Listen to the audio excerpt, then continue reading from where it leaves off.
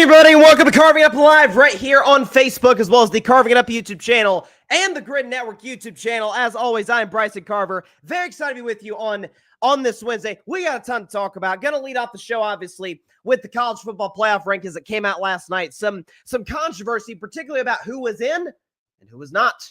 Alabama, Miami. Getting that in just a second. Why I think the playoff made a mistake, but really the mistake wasn't made this week. It was last week. Getting to that in just a second. Also going to get into Brock Purdy for carving up the context in about 30 minutes. Listen, I know this is a controversial topic.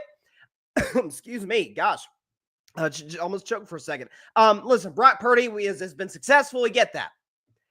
But given that his 49ers season has been, and given the growing trends on Brock Purdy over the course of his career, it's not looking like the 49ers should pay him, and it looks like they may. Get into that in 30 minutes why the Niners would be absolutely out of their minds to pay Brock Purdy after this season. Also getting to Bryce's best 10, my top 10 teams in the National Football League going into Week 14, including a change, not a change throughout the top 10, but at the top, we got a brand new number one team. Stay tuned for that. Also, Bo Nix, very impressive performance for the Denver Broncos against the Cleveland Browns. Why I think Denver is set up to really do some special things this season.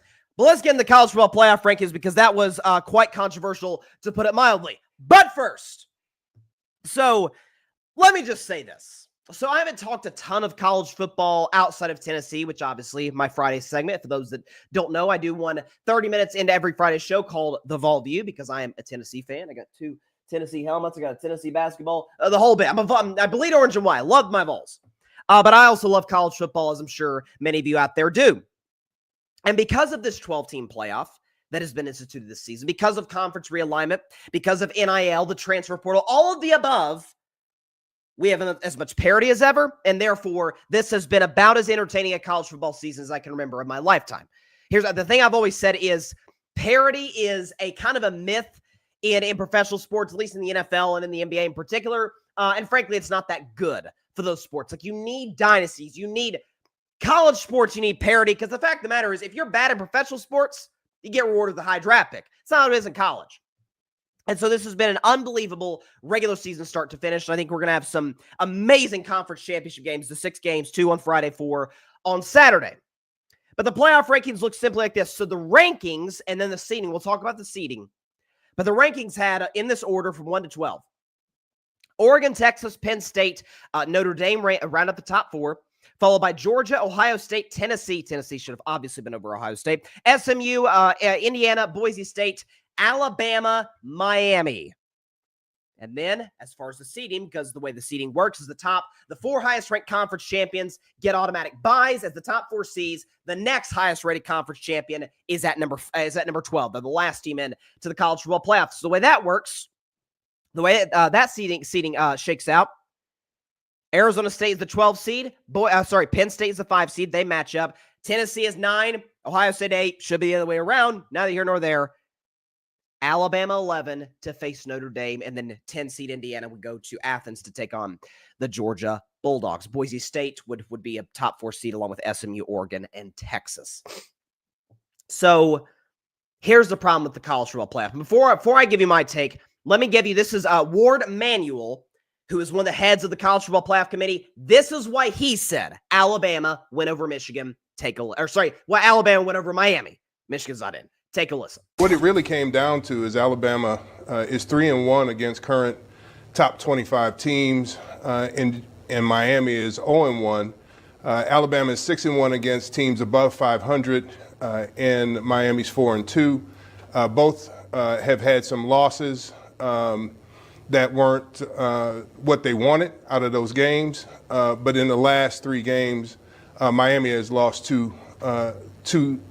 twice. And so for us, in evaluating their body of work, we felt that Alabama got the edge over Miami.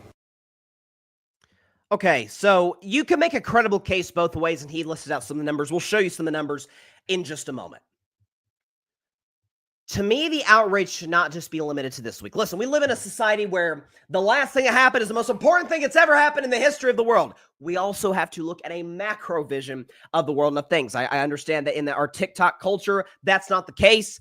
All we have to do, we don't have to look very far, folks, is a couple of weeks ago when Alabama took on Oklahoma.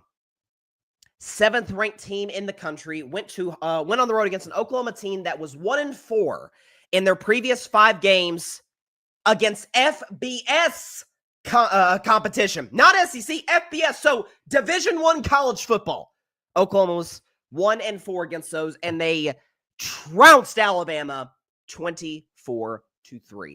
Alabama went from 7th to 13th. Now, why did they fall to 13th and not 14th or 15th, you might ask? Well, obviously, because the playoff committee, Alabama being the big brand that they are, wanted to give them a shot to say, hey, if there's chaos ahead of them, which is exactly what happened with Miami, with Ohio State, among others, they have an open, a potential opportunity to get in. And by the way, we could show you Alabama and Miami's resumes. It really is just what you prefer one way or the other. So we could show you this. Alfred put together this great graphic. Shout out to Alfred. Miami's got Alabama beat in record, strength of schedule, strength of record, and points per game. Bama has Miami beat in wins over ranked teams or record over ranked teams. Alabama's 3-1, Miami's 0-1, and then Bama 6-2 versus teams over 500. Miami is 4-2 versus teams that are currently over 500. So what that tells me, at least the way I interpret it, either you're just going to look at, and it's all subjective. You're going to say, hey, Miami, better record, strength of schedule, all these different things. However, just on the raw competition, ranked teams over 500, Bama's got them beat. So either you're going to take the raw record or just straight up against the best teams in college football. Because in that regard, Bama wins. In everything else, Miami wins. And the fact of the matter is Miami has lost 2 of their last 3 games. Here's how I feel about it.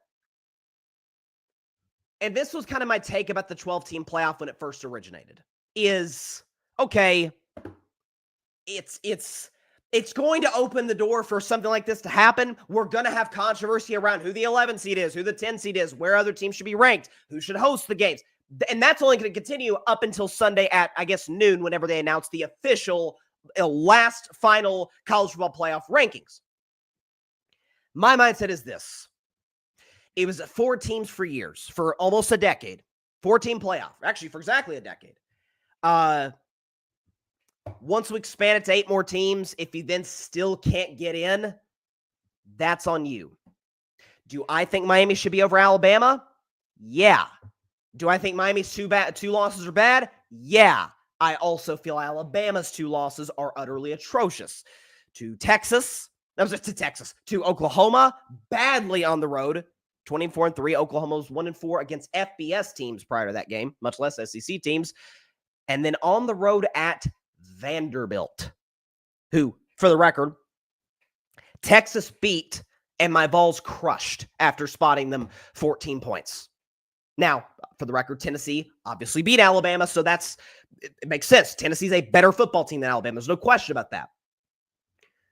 But on the Miami side of it, it's you play in one of the weakest conferences. Listen, the SEC, to a certain degree, I've heard folks saying, I agree with this to a degree, SEC's down this year. Yeah, part of that, though, is because there's more parity than ever in college football. You had Texas, at Oklahoma. Everybody's going to beat themselves up. Like, no, there was never going to be a scenario in which somebody finished undefeated in the SEC. It's too good. I've often called the SEC minor league NFL. AAA NFL, if you want to call it that. Like, it's one step to the big boys. It's one step to the greatest football players in the world of the National Football League. It's the closest thing we get to it. Quarterback play, coaching, defense, offensive lines, receivers, the whole bit. And so, Bama's 9-3 is going to look different. Bama being 9-3 is also going to, the committee's going to say, the Bama brand at 9-3 with, you compare them to 2 other 9-3 teams in the conference, Ole Miss, South Carolina. We kind of like Bama's resume, I guess, a little more, but we also like the Alabama logo, the Alabama brand. Nick Saban doesn't coach them anymore, but the Nick Saban factor of it, and DeBoer's a great coach, and Jalen Milroe's a great kid, root for him, and he's an excellent player. It helps. Whereas for Miami, my mindset is, yeah, you're surviving a lot of these close games against Cal, Duke, Virginia Tech. and then you proceed with the playoffs, not even just the playoffs, but the ACC championship game on the line. When it looks like Clemson was dead in the water after they lost to South Carolina at home, all of a sudden you're going to go out there and blow a 21-0 lead to Syracuse. Now, Syracuse is a good team, but the Syracuse should not be as good as Miami in theory. Certainly with the Kyle McCord, Cam Ward matchup. McCord's a good quarterback. Ohio State sure could have used him on Saturday, but Cam Ward is a Heisman Trophy finalist in all likelihood. So I think we just have to, it's a matter of what you prefer.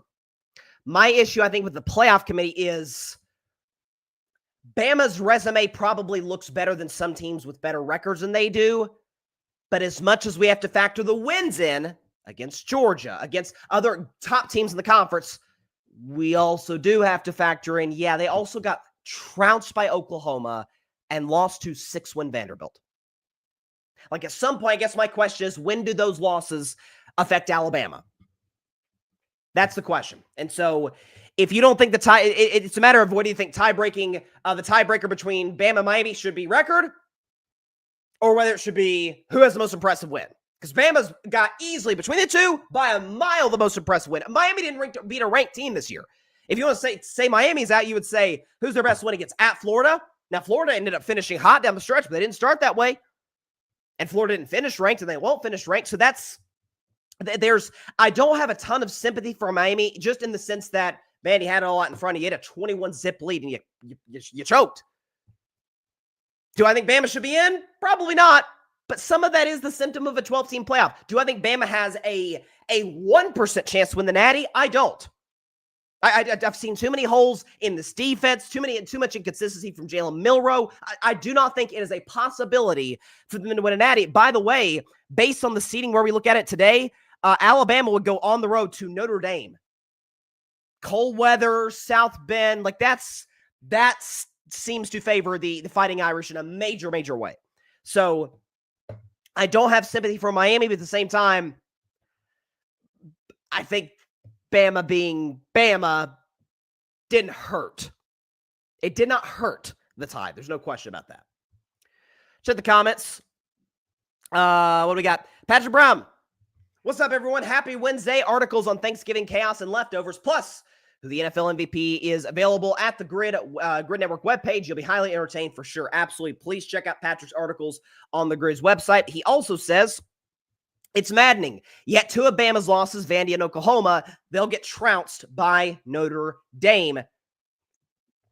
I mean, if they can get trounced by Oklahoma, who's to say that the Fighting Irish can't? Now, again, something with Notre Dame, 11-1 with the loss coming in Northern Illinois. Who's Notre Dame's signature win? Army? Like, I mean, that's we do have to ask some of these uncomfortable questions about some of these playoff teams. But again, it's going to be 12 teams, so we're gonna have teams out there with weak schedules, with weak strength of schedules, without really a big, impressive signature win on their resume. Like, by the way, I actually said this, and given the chaos that happened all throughout college football the last 2 weeks, they probably would have been fine. Some of it by virtue of their brand. But I talked about over and over. I said, look, folks, if Texas lost to Texas A&M, which they didn't, they took care of business on the road at Kyle Field. But had they lost to A&M,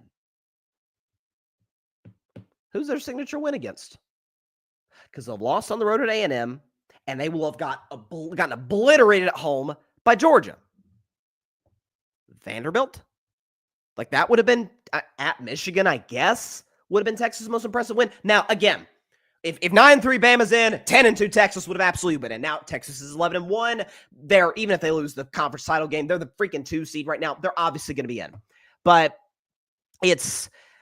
I hope, given that we do now have a 12-team playoff, that in the future, and teams have started to do this, the fact that we did get a Michigan and Texas game earlier this season, hopefully we do start to get some great out-of-conference matchups that teams aren't scared to schedule like they would have been with the 14 playoff, to where one loss puts you on the brink of elimination. Heck, in the case of Florida State, lose your quarterback, you can lose no games and be out, which was the right call, obviously, because we saw what Georgia did to them in their bowl game. But some of this is going to be a symptom. Listen, I don't think it's like an outrage. I see both sides of the coin, but my biggest issue is I do think the Alabama brand helped. It's hard. It's hard not to say that it did. I mean, you look at, by the way, let's talk about some of that real quick, and then we'll move on to Denver the other night and Cleveland. If I could pull up the rankings in the top 25, Ole Miss's resume. Okay, you look at the teams they lost to. Florida's better than Oklahoma, and they're better than Vanderbilt. They lost to Kentucky, which was a terrible loss at home for Ole Miss. Like if that's the one that knocked him out, fine, I'm cool with that. And then they lost on the road to LSU, which LSU kind of had a down year. There's not that much of a difference. If the Georgia win is what breaks the tie, fine. Like, do I think Bama's better than Ole Miss? Yeah, I do think they're better than Ole Miss. And then with South Carolina, I get Bama beat South Carolina, but that game was nip and tuck. That game is at Alabama, and South Carolina has objectively played it better than Alabama down the stretch. I mean, to go on the road and beat Clemson the way they did, that was impressive. That was very impressive. And I feel strongly that South Carolina should have been given more consideration than they were for a spot in the CFP. And I got to say, so Ohio State can lose to Michigan at home as a 20-point favorite against a team that can barely throw a forward pass. And they scored 10 points at home, by the way. It's not like it was a shootout. They scored 10 points, Ohio State did. And they fall 4 spots. Meanwhile, Tennessee fell like 4 spots or somewhere in that ballpark. They fell after beating Florida barely at home. I don't know. It's maybe the Ohio State brand helped them a little bit. But if Tennessee has to go to Columbus, then they have to go to Columbus. It is what it is. Ohio State should have to go to Neyland, but that's, playoff committee can feel they want to feel. That to me was the even crazier outcome. And by the way, Penn State, most overrated team in the country, along with Indiana.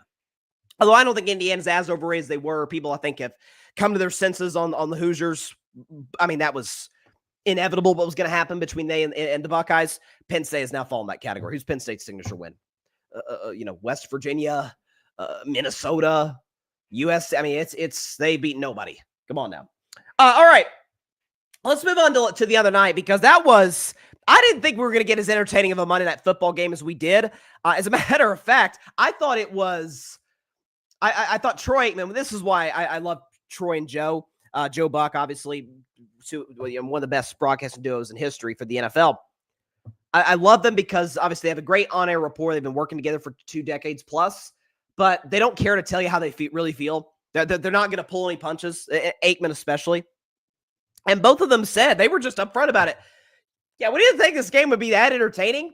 Not that it would be close, but it wouldn't be that entertaining. Turns out it was a barn burner. Denver wins 41-32 over the Cleveland Browns. Get to the Browns side of it in just a second. Or I should say in just a second, about 5 to 7 minutes or so.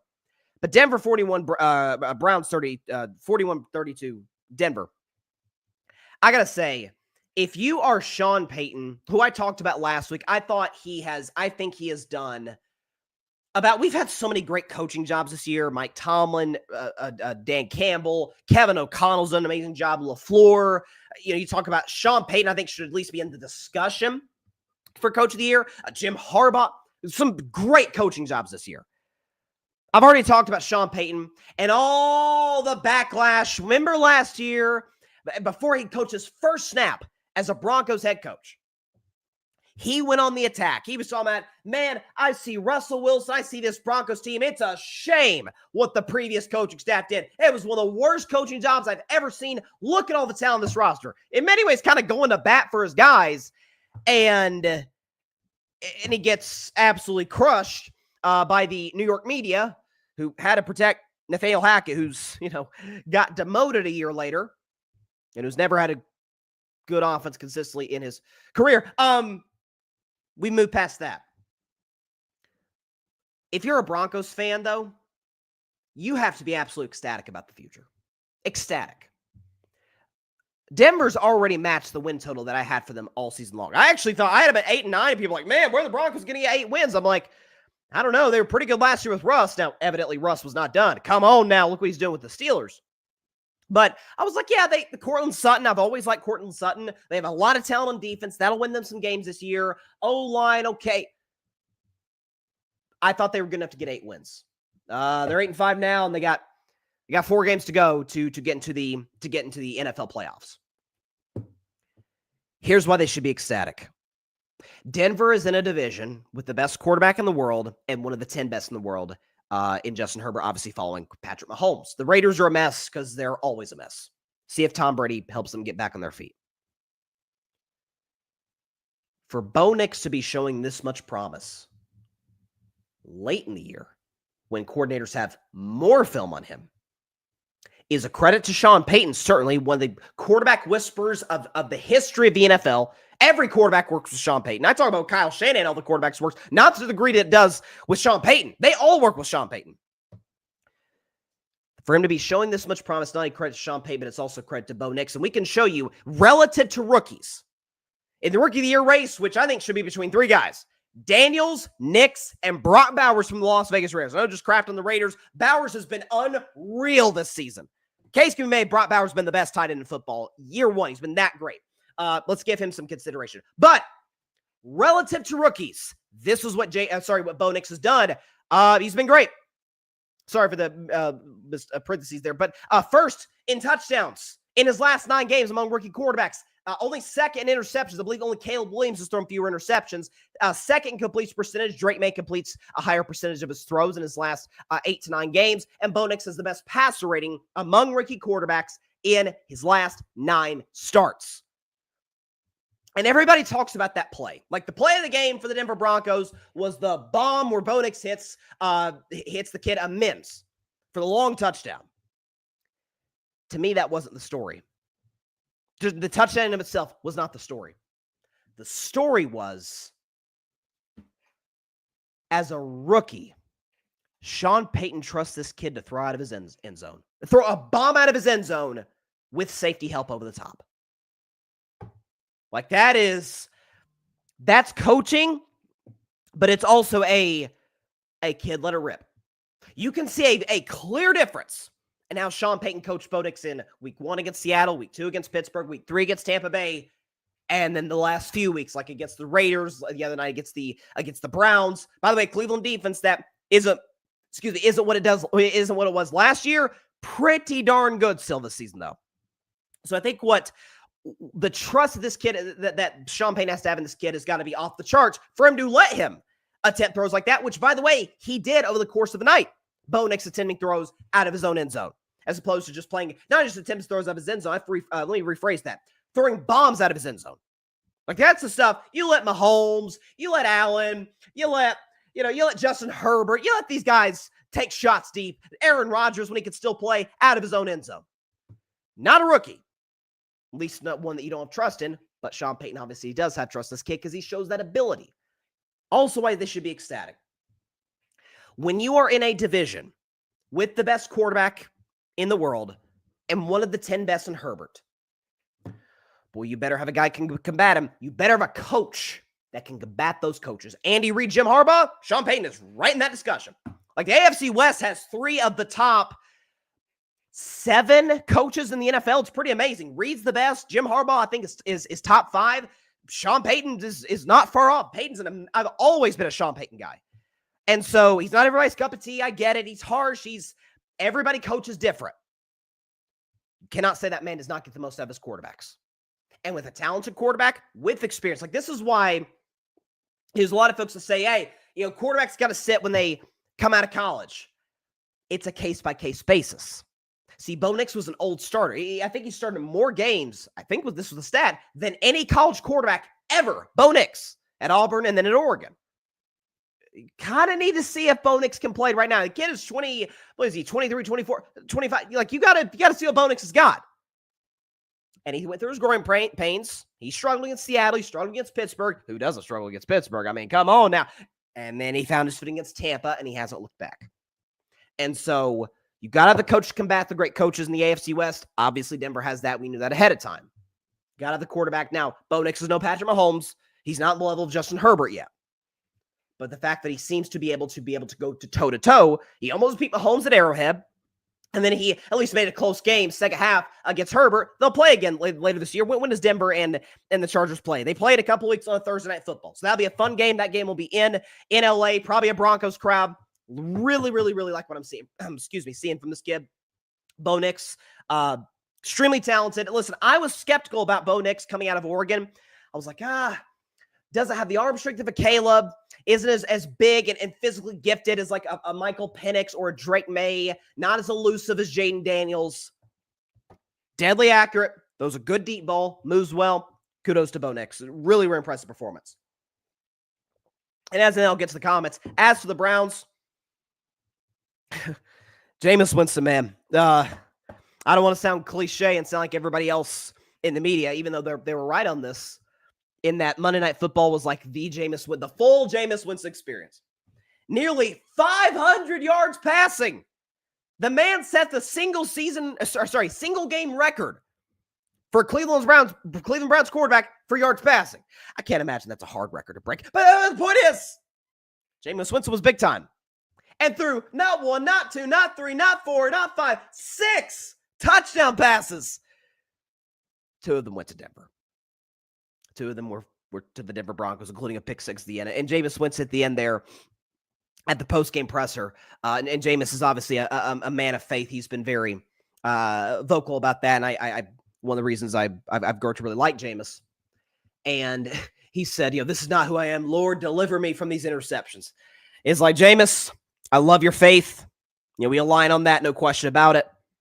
But I got to say, the interceptions, that is kind of who you are. It's 30 pick season in Tampa Bay. Like, I don't want to pile on because Jameis, I've always said, Jameis is in the low-end starter, high-end backup category. He's starting to play himself into the lowest tier of starters, which I don't mean that as a shot. I'm meaning Jameis shouldn't be backing up a whole lot of guys unless they're superstars. So he's definitely playing himself an opportunity. Listen, Cleveland Browns are 3-9 this season, almost mathematically eliminated from playoff contention. Obviously, they're not going to make it. That is not indicative of this team. It's indicative of Deshaun Watson. If Jameis Winston was the week 1 starter because he's clearly better than Deshaun, this Browns team could be the playoff hunt. I don't think they get in, but they'd be in the hunt. Now, they had to start Deshaun because he's on the worst contract in American professional sports. So, and he's got his own personal problems that we don't have to relitigate. But there you go. That's my take on Jameis Winston. I like the guy. It's just the picks. Jameis, I love you, buddy, but it's kind of who you are as a quarterback, not as a man. Patrick. Sean and Bo will become the next coach quarterback duo. His ceiling is very high and will only get better. You can see the growth of play each week. To Shannon Sharp, smile and be happy about his Broncos. It's a difference of night and day. Peyton was the one Jerry let get away. Jerry Jones, of course, because Sean Payton was on the Bill Parcells coaching staff in Dallas. Not to mention he has a fresh pair of Jordans every week by being a part of the brand. And then Patrick also says that Cleveland's tight end doesn't drop some of those passes. Jameis clearly finishes well over 500 yards. There was points in that game where I was thinking, is Jameis going to break the single-game passing record? This is going to be kind of historic. And, he did his best. He broke the Browns record. Could have broken the NFL record. Again, there's a reason Jameis is the first pick. He's obviously very talented, but, man, his decision-making can be just god-awful sometimes. There's no question about that. And as far as what you said, Patrick, about Jerry, Jerry's kind of like 2 guys get away if you think about it. Sean Payton, everybody knows about that. Dan Campbell played for the Cowboys. And I don't think it's coincidence that Jerry was most angry this season after the Lions loss. It's not Dallas' only blowout. Philly blew out Dallas. Houston blew out Dallas. A lot of teams blew out Dallas. The darn Saints did. The Lions loss made him most angry. I don't think there's any coincidence there. All right, we'll be back in a minute on Carving Up Live. You do not want to miss. You want to 100% stay tuned for Carving Up the Context relating to Brock Purdy and the San Francisco 49ers. I promise you, you are not going to want to miss that. We'll be back in a minute on Carving Up Live with Carving Up the Context. Be back right after the break.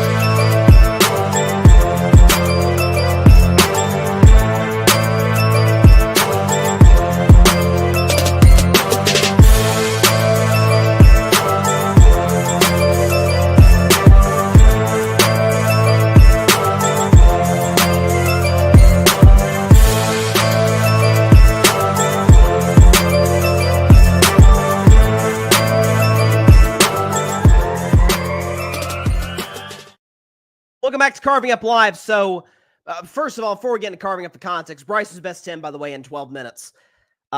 Anybody see the Netflix trailer for the Aaron Rodgers documentary, Enigma? That was really interesting. I couldn't help but say this. And by the way, this image that we're about to show was actually shown on the documentary, ironically, but I just couldn't help myself. Aaron Rodgers. Well, this documentary should be interesting, man. You done messed up, Aaron! I'm telling you, it's going to be something. December 17th, by the way, on Netflix. That's 2 weeks from now. Tuesday, December 17th.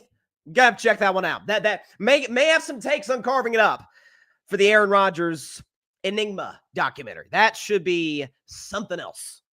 If you haven't seen the trailer, please don't go away from this live show. But whenever you get an opportunity, it's 2 minutes long. It is something. I've had my assumptions about Aaron over the years. Just watch the trailer. That's all I'm going to say. All right.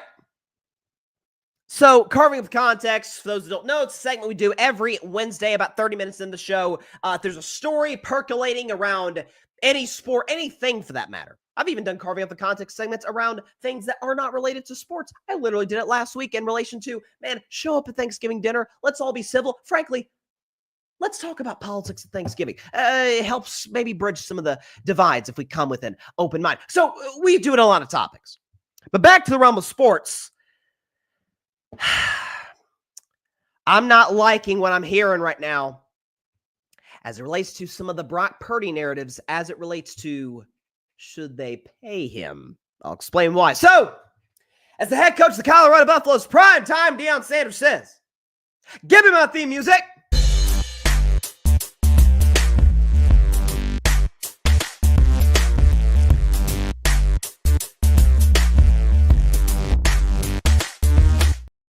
On this week's edition of Carving Up the Context, going to talk about Brock Purdy. We're going to talk about Brock Purdy because there have been a number of narratives surrounding this particular player. He is, it's funny, Brock seems like, personally, like one of the nicest guys in the world. Man, it was a darn Paw Patrol commercial during the Thanksgiving parade. I watched that, I was like, yeah, Purdy seems like the type of dude to be in a Paw Patrol. I'm not even judging him for it. He's a nice guy. He's got the Dakovas boots. He's got a number of endorsements.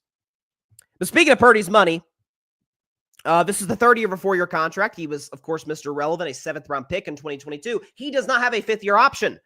So the Niners going to have to make a big decision this offseason. Do we let Purdy play out the deal, or do we give him a new one that would pay him, we assume, in excess of $50 to $55 to maybe even $60 million? I am here to tell you it would be one of the worst mistakes in the history of the franchise. Here's why. We're going to show you some numbers and some evidence to back this up. What was the main narrative? Because I've always said, among the Purdy supporters, the Purdy detractors, I've been somewhere in the middle. I tend to lean more toward the detractors, but I also have acknowledged way better than Jimmy Garoppolo, moves well, accurate most of the time, plays well within the Shanahan offense. Purdy's a good player. I've always said that. He's a good player. There was a time I thought he was elite at the start of last year, and then he had that 3-game stretch. I was like, yeah, my bad. Let's take a step back. But for the Purdy supporters, what was the main thing they told us last season? When Brock Purdy, up until the Christmas Day debacle against the Baltimore Ravens, was not only an MVP candidate, in some sports books, leading the MVP race, including over his teammate Christian McCaffrey, including over Lamar Jackson, who ultimately took the award, including over Dak Prescott, among others who contended for this award. Tyreek Hill, remember, had a great year and was an MVP candidate. What was the main narrative from those supporters? Well, I'll get into that after we show you what Purdy has done this season, because he hadn't been that great. Not been bad, hadn't been that great, though. So 23rd in touchdown to interception ratio is not good. 13th in pass yards per game, 18th in completion percentage, 14th in passer rating, and 21st on individual quarterback record. And none of those are going to blow you out of the water. They're not that good. The Purdy supporters say, hey, wait a minute, Bryson. Deebo Samuel is a shell of himself. And Kittle's been out of the lineup. So is Trent Williams. A number of defensive starters like Nick Bosa have been. You talk about offensively, again, Ayuk has missed most of the year and wasn't that good before he went down. Christian McCaffrey was out for the majority of the first half of the season, really all of it if you want to be technical, and is going to miss the last half or last quarter of the season with a PCL injury. What do you want him to do? Oh, I'm not going to let him get away with this one because the narrative last season was from the Purdy supporters when Brock statistically was the best quarterback in football last season.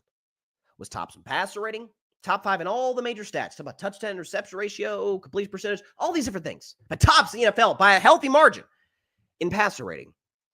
And when folks like me had the audacity to say, God, I don't know, McCaffrey's having an first-team All-Pro season, and Ayuk's awesome, and Kittle's the best or second-best tight end in football, and Trent Williams is the best left tackle, and Kyle Shanahan is one of the smartest offensive coaches of our generation. And by the way, they happened to go to 2 Super Bowls prior to his arrival. Sorry, a Super Bowl and a Super Bowl and an NFC Championship prior to his arrival. Well, call's crazy, but I think we should probably look more towards them. Not that he's not playing well, but those guys are really, really, really, really good. And the response was, can't give him credit. Jimmy G wasn't putting up those numbers. Jimmy Garoppolo was out here leading the conference or leading the sport in passer rating. It was more Purdy than it was the offense. That was the narrative. Purdy was the driving force behind a tremendous San Francisco 49ers offense. And folks like myself say, yeah, let's make conditions less than ideal. Also known as the National Football League. When you're going to play from behind, when you're going to play with guys missing. But let's look at Purdy when guys aren't missing. Because good God almighty, he is awesome. Come on, look at that.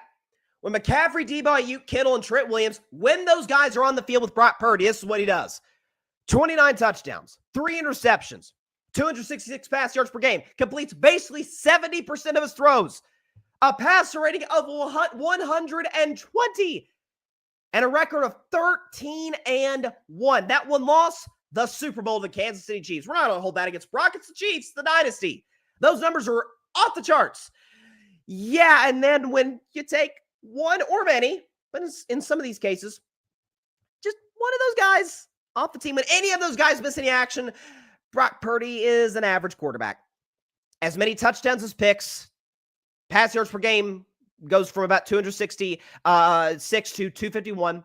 Completion percentage goes from essentially 70 to 64. Passer rating plummets from 120 to 86. And he goes from a 13-1 record to a 5-10 record. So he's a shell of himself. It's almost as if when you add great players, the quarterback, by definition, is going to get better. For the record, the Niners are beat to hell now. McCaffrey gone. Ayuk gone. They just put Jordan Mason on IR. Nick Bosa's beat up. Trent Williams is dealing with a tragedy in his personal life. Kittle's been in and out of the lineup. The main thing was, Bryson. 21st ranked offensive line. Trent Williams is great. He's the best left tackle in football. Nobody disagrees with that. But the other guys, bums. I looked at Pro Football Focus. You think they know football? They have the Niners as the 12th best offensive line in the league. 12th highest graded O-line in the National Football League. So, if the problem was the O-line, if the thing was, the O-line's not that good. O-line's pretty good this year. Give a quarterback a great O-line, great weapons. Trust me, he will take the O-line. O-line's fine this year for San Francisco. Speaking of less than ideal circumstances for Brock Purdy, here to me, as always, this has been the thing I've always got him on. When trailing in the second half of his career in the regular season, this is who he is. A bad quarterback. Great when everybody's there. Average when somebody or multiple somebodies aren't there. And in any situation, trailing the second half, he's a bad quarterback. 64% completion. About 1,100 yards. 4 touchdowns to 10 picks. And a passer rating of 70. That's who he is. And yet the 49ers very well may pay this guy $60 million.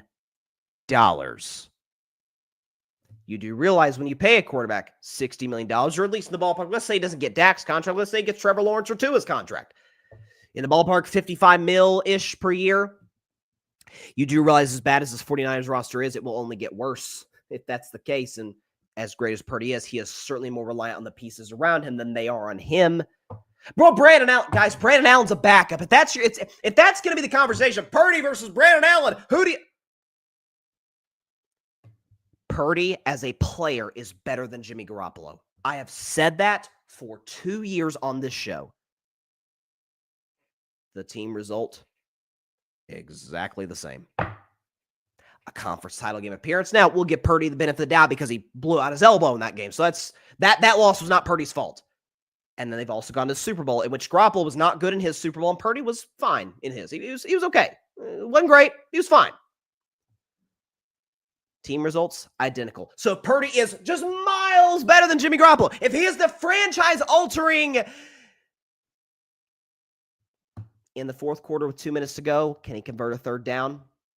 Can he convert? By the way, Purdy was pretty good in third down in the Super Bowl. But the third down, which would have burnt clock, forced Kansas City to use their timeouts. Patrick Mahomes does not touch the ball the rest of regulation. Maybe Jake Moody walks off, maybe he doesn't, but you put him in position to. So I think, again, that's where quarterbacks should define it. The play. The big third downs, red zone opportunities, fourth downs. And the fact of the matter is this with Brock Purdy, the idea, this is what I really get bothered by. When I hear him compared to other quarterbacks with similar stats, the main guy, and this may not come as a shock to any of you guys, those that know me and watch the show, is Dak Prescott. Because Purdy and Dak's numbers have been relatively similar. Purdy actually beats Dak in quite a few categories individually. Yeah, Dak has Mike McCarthy. Brock Purdy is Kyle Shanahan, who's having a down year, and I've said that on the show. I have not been thoroughly impressed with what I've seen from Kyle Shanahan. McCarthy and Shanahan both get fired tomorrow. Who do you think gets picked up quicker? It's not even close. And McCarthy probably gets hired. Shanahan's off the market tomorrow. Weapons, not remotely close. Dak has CeeDee Lamb, and that's literally where it ends. Dallas, there's a point in this year where Dallas was dead last in the NFL in separation. Okay, offensive line, comparable, but this year the Niners have had a better O-line than Dallas has. And defensively, we know San Francisco tends to be far more consistent on that side of the ball than the Cowboys are. By the way, the Cowboys in the 5 years prior to Dak's arrival, 4 games under 500, 1 playoff appearance. San Francisco and Purdy's arrival, hanging around 500, but that's partly because the first few seasons riddled by injuries and the team wasn't that good some of those seasons. But with a Super Bowl appearance and 5 playoff wins. Sorry, I apologize. 4 playoff wins. Still, tomato, tomato. San Francisco's done it before. They moved on from a quarterback who lost the Super Bowl and then lost another NFC Championship game who they weren't sure could elevate the talent that they had alongside of them. Now, it was a mistake. Trey Lance was not the guy, but they stumbled into Purdy, who was better. You're telling me they can't find a quarterback? Maybe not in this year's draft, because I love Shador. They're not getting Shador. Cam Ward, maybe. Cam Ward's probably not falling to the Niners unless they finish 5-12. Then maybe they do get Cam Ward. But next year, why, sure, they could draft a quarterback. Give Purdy another year. I'm not saying trade the guy. Give him another year. He's dirt cheap. See what he does. Debo's probably gone. I predicted that during the offseason. After Ayuk got paid, I'm like, Debo's out of there. They just can't make that situation work with their cap. McCaffrey comes back. We imagine healthier. Kittle, all the guys. Restart. You're not making the playoffs. Let's just fresh slate. Is he going to be closer to this guy in 2024 who, when the situation isn't perfect, isn't great? Or is he going to be the guy, closer to the guy, with circumstances we imagine in 2025 that probably aren't going to be similar to 2023, in which a bunch of all-stars stay healthy basically start to finish, which that's not the NFL. It's not how it works. My guess is he'll probably be closer to this guy. So for those that have said, hey, the Niners' success last year's on offense was more of a Purdy thing than an everybody else thing. An Ayuk, a Debo, a particularly Christian McCaffrey, Trent Williams, who to me were the two most valuable guys to that offense. A Kyle Shanahan thing, the coach. The one who made Matt Ryan an MVP, Matt Schaub a Pro Bowler, and Jimmy Garoppolo got into the Super Bowl and NFC Championship game. That Kyle Shanahan? No, it's a Purdy thing. Well, now once those guys are gone and Purdy's there, average. I've always said Purdy's a good quarterback. He's clear. I'm not going to sit up here and say he's a backup. He's not Jimmy Garoppolo. I've said for years, better than Garoppolo. $60 million. Heck, $50 million. You're gutted as is because of injuries. You'll be gutted because those guys are never coming back because they'll be gone if you pay Brock Purdy that money. So, on this week's edition of Carving Up the Context, listen, I ain't trying to cost somebody money. I hope Purdy he's got plenty of money in off-field endorsements. And he's certainly been one of the most underpaid players in the league. He's making $1 million a year, in some cases less, early in his career, and he's certainly outplayed his contract. The contracts, when you sign them, they're about what you will do for me, not what you have done for me, or not all what you have done for me, what you will continue to do. By the way, now Purdy has an injury history. Shoulder, elbow, all these things have to be taken into consideration with the San Francisco 49ers. Real quick, got an Alabama fan in here. Roll Tide roll, elephant emoji. Bama is in, so cry about it. Listen, listen, you're Alabama. I'm not going to fight it. Again, Miami, on strength of schedule, strength of record, had the better resume in that regard, but Bama was better against great teams. I don't really know how they figure, Bama was way better against great teams, or teams above 500, but yeah, Miami had the stronger strength of record and schedule. That was weird. That's the stats we got from ESPN, so I don't know. Patrick. Niners cap situation will get tighter with 6 guys making over $20 million. Purdy's $52 to $60 million per season. I'd let it play out and see how he bounces back in 2025. The roster around it makes it easy when all their talent's fully healthy. When it's depleted, he can't elevate San Francisco whatsoever. What's funny? They're 5-7 like Dallas. Yeah, you want the Niners roster, you want the Cowboys roster. I'm just saying. My man John Rivera, Fan Perspective Podcast. Shout out to my guy John. Please go subscribe to Fan Perspective. He says Dak is way better. I mean, I agree, John. Me and you are on the same wavelength in that regard. But appears to be a controversial opinion because some folks seem to be just a numbers and only numbers and nothing but the numbers people, as opposed to providing the context around those numbers. Patrick. Purdy got a little bit arrogant by saying he wanted to be more of a gunslinger. From there, I knew contract talks had semi-started. It feels like San Francisco may pay him to avoid internal conflict. That's a good question, or a good point, Patrick. Quarterbacks usually don't hold out. I don't think Purdy would be any different. But boy, we saw with Dak twice. Really 3 times if you want to think about it, right? Well, really twice. Where a quarterback goes into a season knowing he doesn't have long-term security, has accomplished a healthy amount as a franchise quarterback in this league. And that would cause, San Francisco's already got some locker room problems. That was evidenced by Deebo Samuel choking out the long snapper. Or was it the snapper or the kicker holder is choked out one of the special teams guys against Tampa Bay. San Francisco's got some problems. This is kind of why I said it. It's kind of gone, it's gotten some play on TikTok and on social media. Is my take to start Monday's show when the Bills annihilated San Francisco is that, yes, San Francisco has certainly accomplished more than Buffalo. They certainly have had better rosters than the Bills over the last half decade. But if you're building your roster around your quarterback, like the Bills did, or you're building your quarterback and trying to fit him in with the great roster, like the Niners, that works. It tends to all the time in the NFL. But then when the roster gets older and the quarterback can't elevate what's left, then you got a problem. I think the Niners certainly as currently constructed have completely missed their window. I'm not saying they can't make the playoffs next year. They're fully capable of doing that in the NFC. But the days of them winning 12 games, 13 games, those are gone. That's not to be seen again with this 49ers team. Certainly with Purdy at quarterback. All right. By the way, this says, pull this up. The suspension Texans linebacker Azeez Al-Shaair. The 3-game suspension for the late hit on Trevor Lawrence has been upheld. The Texans appealed, or he appealed, I guess, and the NFL has upheld the suspension. Listen, I would have given him 2 games. 3 games with 4 left. I don't think I would have went to that stretch. There were people saying he should be suspended for the rest of the year. I disagree with that. It didn't raise to that level, but at the same time, and the man knocked Trevor out on a very obviously late hit when Trevor is going down a slide. So I'd have given him 2.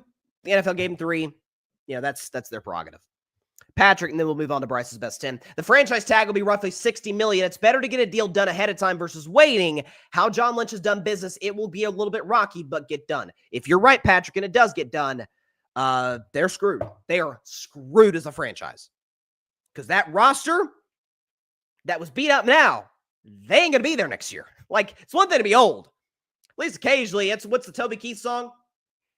And I'm not as good as I once was, but I can be as good as I was once. Niners can do that. Maybe Debo, if he took the offseason a bit more seriously. Debo, bruh, like, come on, man. The gym wouldn't hurt you in the offseason. I'm just telling you that right now. But it's once those guys aren't available, then it's a whole different conversation. Now the Niners have to hit on more draft picks. Now Kyle has to do more with less. Now Purdy doesn't have as much to work with, which then will the days of him getting hitting 110 passer ratings over the course of a season is probably not gonna happen again. I don't know. Call me crazy, but I think pay him the 13th, 14th best quarterback, the highest paid money would be a really bad business decision. Really bad. All right, Bryce's best 10. Segment we do every Wednesday after carving up the context, most of the time. Let's go and get the background music going on right now because, folks, I'll be honest. I'll be frank with you guys. Not a lot of turnover this week on Bryce's best 10. Not a lot of, there's some changes, up, down, generally. There is a change at the top. I'll let you guess it. You could think about some teams. There's certainly some teams that come to mind about who could be the best in the National Football League. I got one at the top list that is different from last week. Let's get the background music going on. 14, here we go.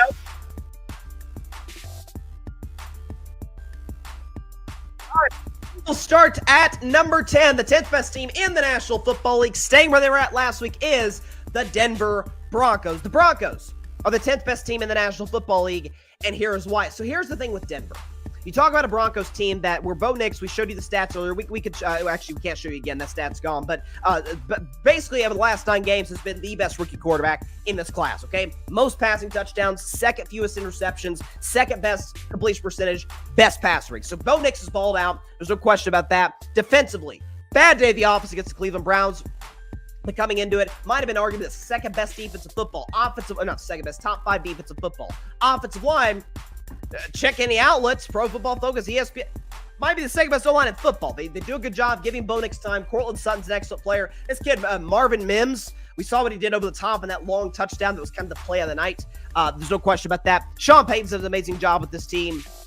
So I thought Denver would be a solid team, 8-win team. They've already matched that. And we're barely into December. Broncos are going to be a playoff team. They are the 10th best team in the National Football League. In their division, in the AFC West, and staying there where they were at last week, it is the Los Angeles Chargers. The Chargers are the 9th best team in the National Football League, and here's why. So I got to admit, one of the worst offensive performance. Sorry, let me rephrase that. One of the worst non-Steelers offensive performances I've seen in a win. By the way, pre-2024 Steelers, that is. I want to be abundantly clear when I say that. But on the Chargers, though. So they don't cross midfield in the second half against the Atlanta Falcons, and yet they find a way to win. Some of that was Kirk Cousins just self-destructing in ways we haven't seen any quarterback do or many quarterbacks do this season. With the pick six, with the interception in the end zone, he's bad. Kirk was awful. At the same time, that's kind of what the Chargers do. It's an opportunistic defense that gets the quarterback. Jim Harbaugh, again, cut from the same cloth as a Dan Campbell and a Mike Tomlin. Culture guide to a T. I do still have questions about this offense. We've already had questions about the wide receiving core, but J.K. Dobbins is on IR. So that's a devastating loss for them. Now, Joe Alt has been amazing. The offensive line for the Chargers has been really good. This is a team that nobody wants to see. This game against Kansas City, because they played the Chiefs back in week 4, but the Chargers were beat all the pieces in that game. Now a more healthy Chargers team go on the road to Arrowhead, where Justin Herbert has won before and has played well before. That'll be a fun matchup on Sunday Night Football. The Chargers are the 9th best team in the National Football League. At number 8, as we start to see some change here, the 8th best team in the National Football League, falling 2 spots from last week, it is the Baltimore Ravens. The Ravens are the 8th best team in the National Football League, and here is why. The main strength of a Ravens defense that has been awful against the pass all season long. They can stop the run. Now, maybe some of this is that they were facing Saquon Barkley and one of the best O-lines of football in Philadelphia, but Philly kind of got whatever they wanted by Baltimore's lofty standards in that game. Saquon went over 100 as a team. They were great running the football. Jalen Hurts didn't have to do much throwing the football to A.J. Brown, Devontae Smith, Goddard, and others. Defensively, though, again, that's a question for the Ravens. Offensively, look, Lamar's still an MVP candidate. He's certainly in that conversation. He's great. Everybody acknowledges he's great. He's great. Lamar's great.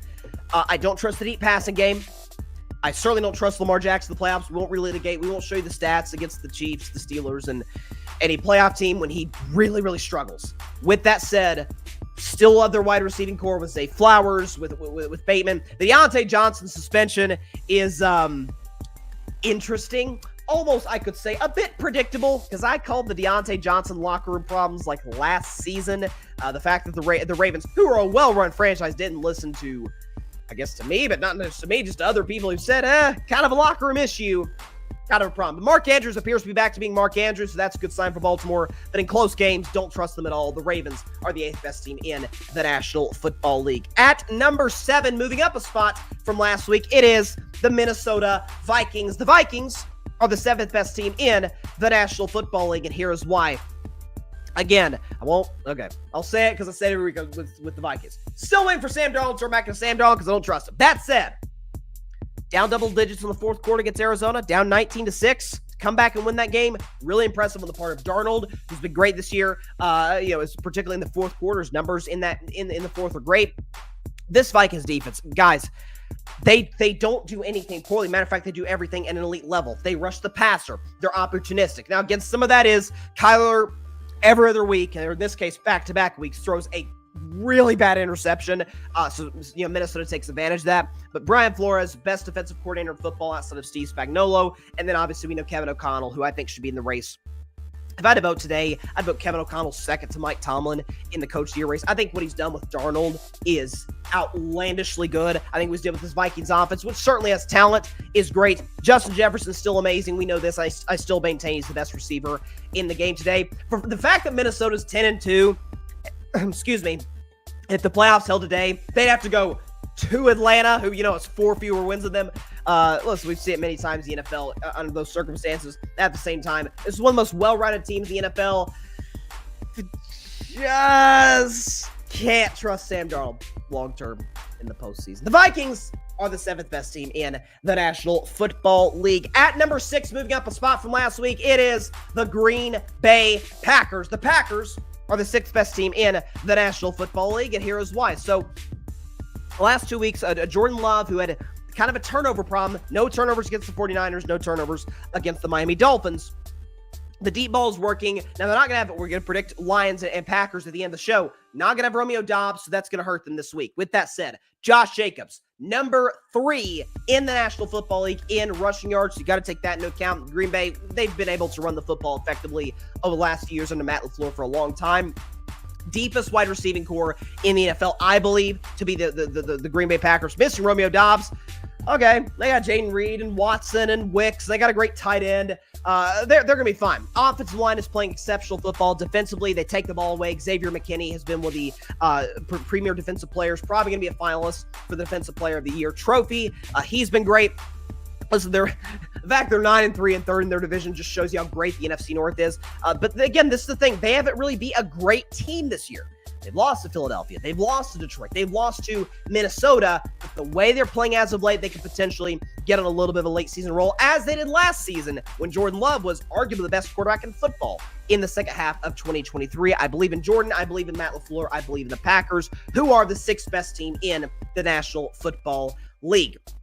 At number 5, my Pittsburgh Steelers, who stayed where they were at last week. The Steelers sorry, my voice cracked there, are the 5th best team in the National Football League, and here is why. So, I can wax poetic about Mike Tomlin, no losing seasons, but the standard is a standard, and Mike Tomlin is a championship-winning man. He's got a Super Bowl ring on his finger. The standard is higher than just not having a losing season.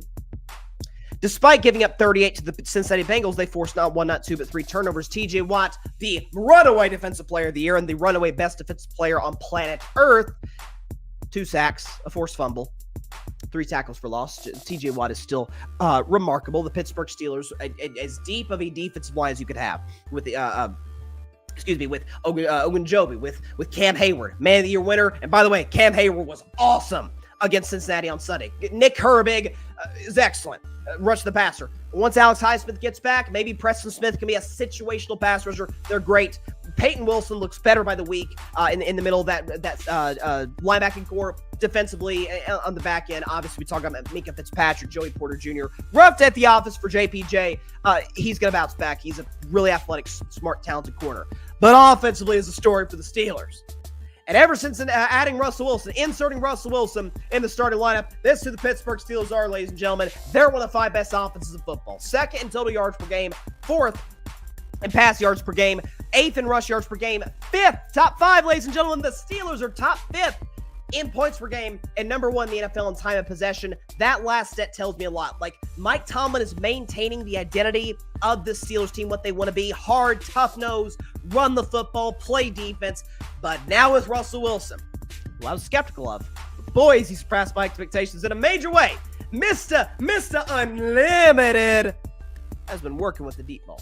George Pickens, Calvin Austin, Mike Williams is going to get more involved this offense. Time goes on. Pat Freiermuth in the red zone.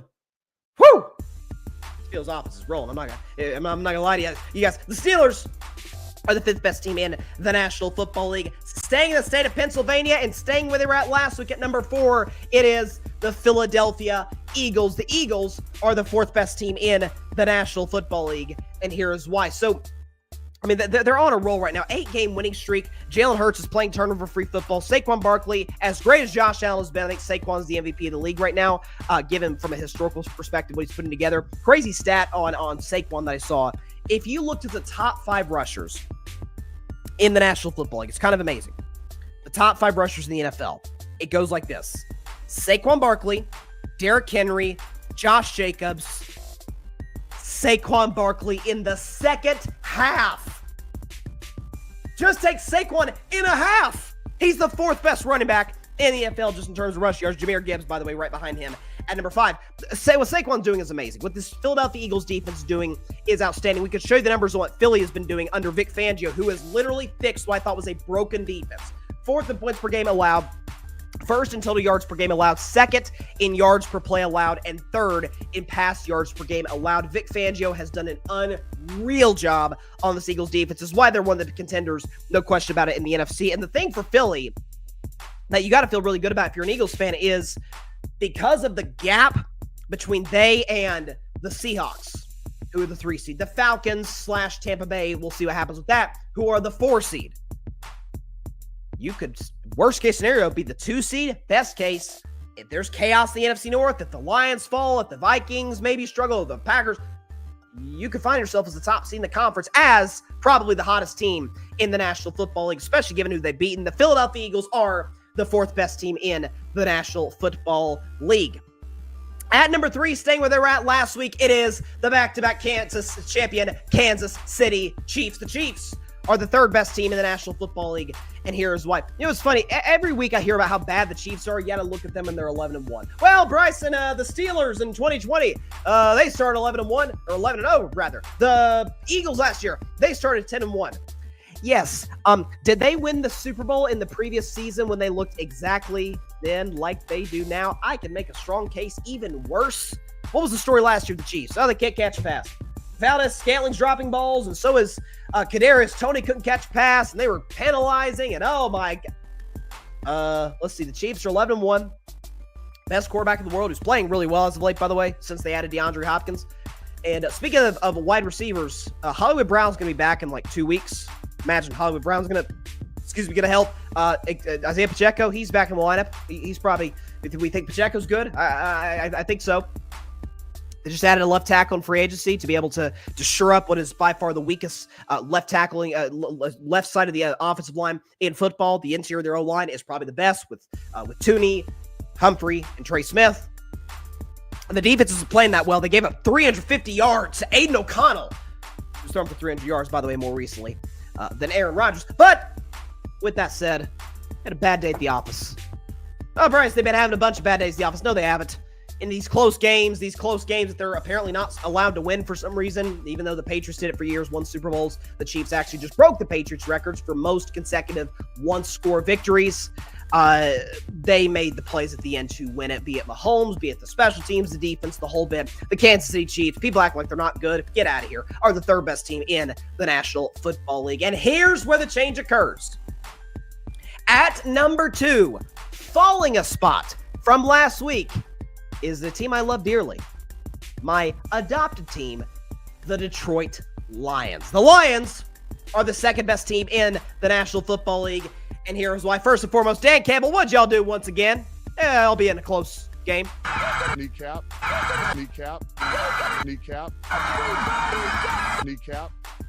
Look, the kneecaps were bitten on Thanksgiving Day, I guess for Thanksgiving lunch, because obviously that game is played early in the day. Here's what I'll say, though. That was...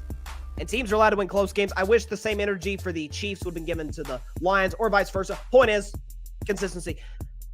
I was not impressed by Detroit at all against Chicago. So let me get this straight. You're at home, face the Bears team in a losing streak. You have a 16-0 lead.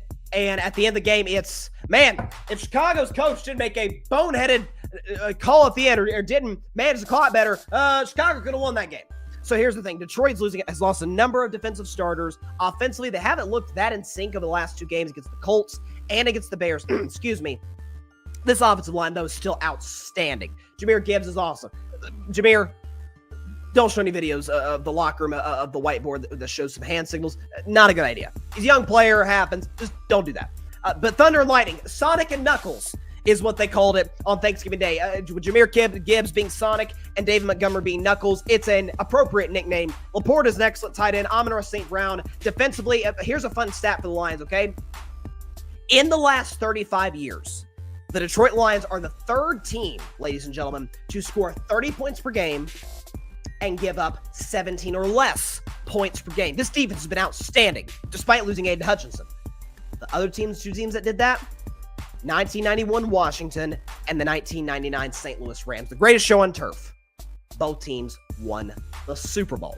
It's the injuries as well as the not so impressive performances as of late that make me pull back on the Lions.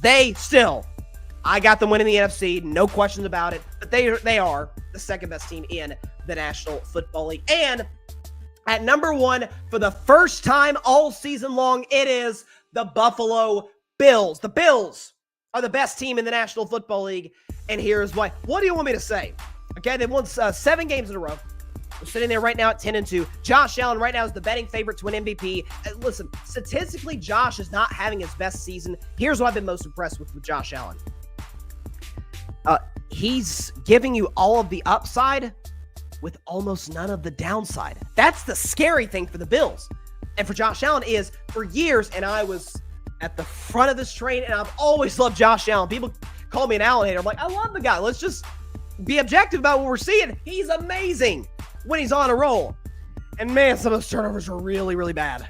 Some of those interceptions, fumbles, trying stuff that really should not be tried. He has pulled back tremendously on the reckless plays. Listen, Josh Allen throws an interception. Everybody throws interceptions. If Josh Allen takes a big risk, it happens. I want quarterbacks taking big risks. Just don't take a low reward, high risk, if you know what I mean. So, but James Cook run the football effectively. It's by far the best offensive line the Buffalo Bills have had. They've had a beat-up receiving core all season long. Even the new guy they added, Amari Cooper, who wasn't there to start the year, he's dealt with injuries. Keon Coleman has been out. Khalil Shakir's been beat up. Kincaid's been beat up. And they're still rolling on the offensive side of the ball. This is the most well-rounded Bills team, which past Bills teams haven't been well-rounded. They've just had great quarterback play and in some cases, great coaching. The Joe Brady hire was excellent in the middle of last season, obviously hiring full-time during the offseason. He's been absolutely out of this world great. The Buffalo Bills are the best team in the National Football League. Before we get to the comments, and before we predict Packers lines, let's go ahead and put up the list right here. From 1 to 10. At number 10, it is the Denver Broncos. At number 9, the Chargers. At number 8, the Ravens. 7, Vikings. 6, Packers. And in the top 5 from 5 to 1, it is my Steelers, the Eagles, the Chiefs, the Lions, and the Buffalo Bills. Shut the comments.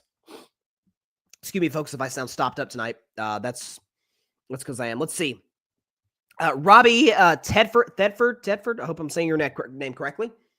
After that loss to OU and how bad it was, Bama should have been left out. I kind of agree with you. Robbie also says, you will never beat KC, especially in KC. Well, I mean, they haven't lost there since Christmas, so there's obviously credence to that. And that, listen, the thing with the Chiefs, I won't go into a big tirade. I actually uploaded a video on YouTube today, so definitely be sure to check it out if you feel free to do so. I don't get the narratives on this team. Like, they're not supposed to win close games, to which I've said, like the Carolina game. Carolina could have never once taken the lead in that game in the second half. Could have never once taken the lead. And the thing that I've said is, first of all, winning close games is a skill for championship teams. The Patriots did it for years. The Cowboys used to do it in the 90s, run the football with Emmitt Smith. The 49ers in the 80s with Joe Montana coming up clutch at the end. This is what the great teams do. Not only that, and I've said this for the last few weeks.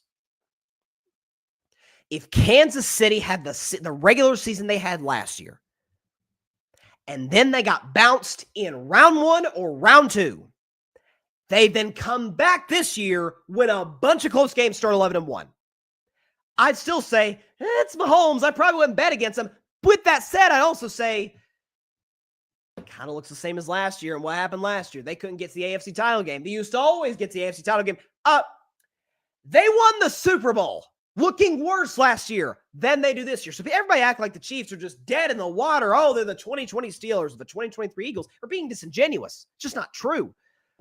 So, listen, I hope my Steelers knock them out. You kidding me? Listen, Steelers through and through. If we knock them out, I'm going to be over the moon. Russell Wilson, Mike Tomlin, we have conquered the dynasty. Everybody acting like, I heard Rex Ryan, God bless him, but I heard him say, I've seen a lot of teams like this. They go one and done. Put some money on that. Patrick Mahomes goes one and done in the playoffs. Chiefs seasons don't start until the AFC title game in the Mahomes era. Let's put that in perspective. Patrick. Pickens is a freakish receiver. That's the truth. If he can avoid crashing out, young man could be a force. He can't keep costing big plays on boneheaded penalties. And Mike Tomlin said it best, Patrick, after the game. He said he's got to grow up. And that has been, listen, Pickens has always been a hothead, even going back to his college days at Georgia, you talk about getting into a scuffle during a Hail Mary against the Browns. At the end of the game against the Cowboys, I think it was Jordan Lewis. He yanked Jordan Lewis's face mask at the end of the game. He kind of has a history of this. And then against the Bengals, he motioned in the form of a gun, which is automatic 15-yard penalty. He got into a couple scuffles. He dropped a ball intentionally, obviously, on a Bengals player who was down on the ground. Cut that out. And you said it, Patrick. And I've said it. He's about as special player as there is in the NFL, and the ball's in his hands. Speed. He's great after the catch, good hands. That guy's really good. Patrick, not to mention Detroit added Jamal Adams this week. Well, I wouldn't look at that as they added Jamal Adams. First of all, the fact that Jamal Adams is available in December tells you a lot about Jamal Adams, and he obviously tailed off at the end of Seattle. The problem is the Seahawks wanted to use him as a cover guy, and Jamal Adams was a blitz guy. I forgot how many sacks he had when he was with the Jets before Seattle traded for him. But they had to get him, though, because of the injuries. Speaking of the Lions, and Patrick, that is an excellent segue. Get the background music back on because we got a game. Actually, hold on. Before we get to the game, can we turn that off? Okay, there we go. But yeah, that's the question I have about Detroit moving forward is how are they going to be able to survive some of these injuries? So we'll see. That's going to be a major question of this team. Again, I still think they're going to win the NFC. They're well coached. Goff has been excellent. Listen, the book's out on Goff. I mean, if you give Goff protection, he's like Tom Brady. And when you don't, he is quite vulnerable, to put it mildly. Like I've been a Jared Goff fan. I liked Wentz more than Goff. I liked Dak. God's honest truth. I liked Dak better than Wentz and Goff in that 16 draft. I've been a Dak fan since college. I thought Dak was going to be good way before everybody else did. And I definitely ended up being proven correct on that take. Certainly better than Wentz, and that was the whole thing. Remember 5 years ago? Dak Prescott, Carson Wentz, who's better? That was the first segment I ever did on Carving Up Live, and it's good to know that aged well. All right. So we got a game tomorrow night.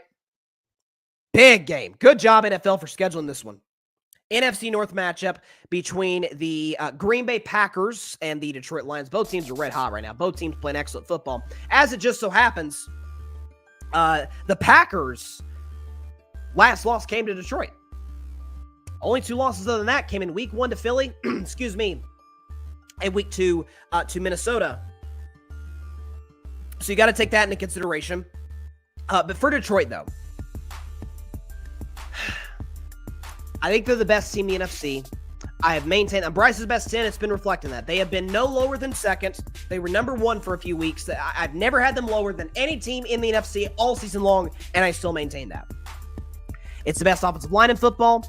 It's about as talented wide receiving core and just skill position group as there is in football. I think Detroit generally just has the best roster in football. Here's the problem, and I made sure to take note of this. Taylor Decker, out. Levi Onwuzurike, out. Josh Pascal, out. DJ Reader, out. These injuries are going to pile up now for the Detroit Lions, so that's going to be a major question on not just for this game, but can they sustain it? So, folks, Detroit in the next 10 days. Green Bay, Buffalo. That's about as difficult. I got the Packers as the 6th best team. I got the Bills right now as the best team. So that's going to be how are they going to be able to survive those games against those teams. So, again, I want to emphasize this. I did pick the Lions to win the NFC North and to win the NFC. I am as confident as ever about the pick. They won 10 straight games, for crying out loud. However, you don't win all of them.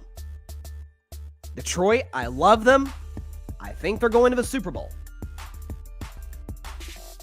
You don't go 16-1. That just isn't a realistic situation for the Lions.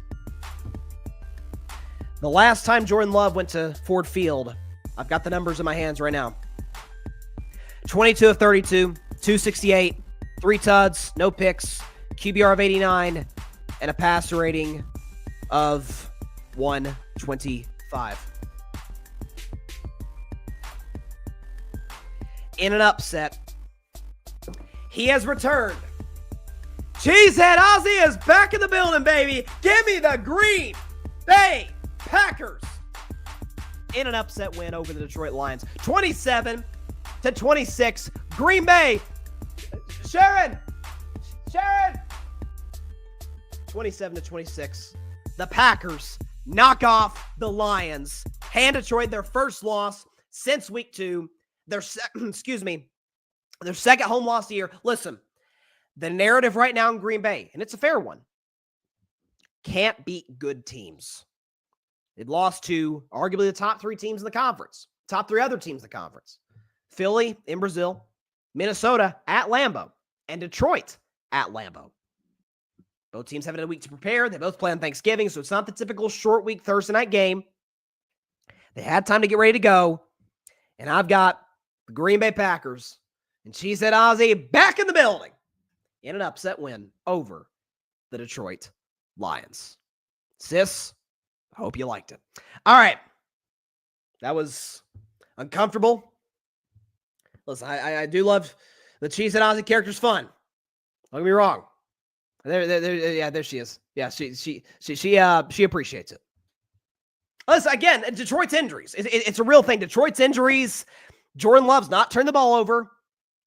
Again, but can we put the score up back up there one more time? Put the score up. Yeah, 27-26. It'll be a close game. I'm thinking Brandon McManus walk-off field goal. I mean, he did it against Houston. He did it against Jacksonville, which, by the way, Trevor Lawrence out for the year. That's really unfortunate. The Jacks put him on IR. That was tough. That was brutal stuff. All right, that is all the time I have for today's show. I appreciate everybody stopping by. As always, be sure to catch Carving Up Live on Friday at 6 p.m. Eastern, 3 p.m. Pacific time, right here on Facebook, as well as the Carving It Up YouTube channel and the Grid Network YouTube channel. Hopefully, I have a better voice by then than I do now. Feeling touched on the weather today, so appreciate everybody tuning in. No question about that. Again, we got the Vol View, which will be more of a segment. We'll dedicate the Vol View more to predicting conference championship games. We'll react to Packers-Lions. Juan Soto, maybe that comes to maybe. Don't be shocked. The fact that the Red Sox are still in it, I'm not picking him to go to Boston. I've said all along, I think he's probably going to be a New York Met. But the Red Sox are still in it. According to all reports, they're still in the race. They've not been eliminated by Mr. Soto. Just keep that in mind. I'm not dead yet. But more than anything, you know what I want to see? I want to see this. The Yankees lose. Nothing more than that. If he doesn't go to the Red Sox, I actually want him to go to the Mets. Just stick it to those Yankee fans and the Yankees organization in particular. All right. Be sure to like, share, comment, and please take 2 seconds every day. Hit that big red subscribe button down there. It helps the channel grow exponentially. Be sure to tell your friends about it, your family about it, everybody you know about Carving Up Live, except, of course, as always, for your sleeping cat. It's been chilly out here in Tennessee. And again, Nealon does not care for it. I'm just going to tell you right now, he is not a fan at all. So please subscribe to Carve It Up and tell everybody know to subscribe to the show. We would greatly appreciate it. Just as importantly, be sure to go subscribe to the Grid Network. That is GRYD, the Grid Podcast Network, right here on YouTube, as well as any and everywhere that you get your favorite podcasts, be it Apple Podcasts, Spotify, iHeartRadio, any and everywhere that you get your favorite podcast. You can find us at the Grid Network, where we dare to be different. Patrick Brown was in the comments, among others, was great as always. He wrote some new articles to the Grid's website. Check those out. Grid Network, Google it. There'll be a website on Pod Page. He's got articles there. We got some other amazing content creators in the Grid. Had a fantastic versus night on the 8 o'clock spot between my man Arthur Hurst and Mike Guido. Guido came up on top at the end, but it was a great matchup between those two. Actually, the top 2 point getters on 8OS. So tune into that show every Tuesday night at 8 p.m. Eastern, 5 p.m. Pacific time to see who comes out on top on the 8 o'clock spot. We'll see you guys on Friday. Please be sure to stay safe out there. Please be sure to take care of your physical as well as your mental health. And please be sure to contact your local state representatives and senators to demand change for gun violence in America. Because it doesn't matter where you lean, right, left, center. It's an issue that affects every single one of us on a day-to-day basis in this country. And no matter anybody tries to tell you, oh, it's not a problem. Oh, there's only one solution to the problem. Both are BS. Both are not true. It's a huge problem that needs a number of detailed, nuanced solutions to solve it. We got to do what we got to do as citizens in this country and make our voices heard to make sure the streets in this beautiful nation with its beautiful people are safe in any and all circumstances wherever we go. All right. We will see you on Friday. A lot of college football, and obviously tons of NFL. Packers, Lions, doesn't get better than that. I got Green Bay in an upset. You know what? Just for you, Chloe, I'll finish up the show as Cheesehead Ozzy. Let's put it on. What the heck? Have some fun with it. We'll see everybody else out there. God bless y'all. Peace out. That better come through from here. I'm going to have some explaining to the Lions fans. I'm not going to lie. Thanks so much for watching the show on YouTube, and be sure to go click that big red subscribe button and check out the other clips and full shows from Carving It Up Live, as well as our other incredible content creators here on the Grid Network.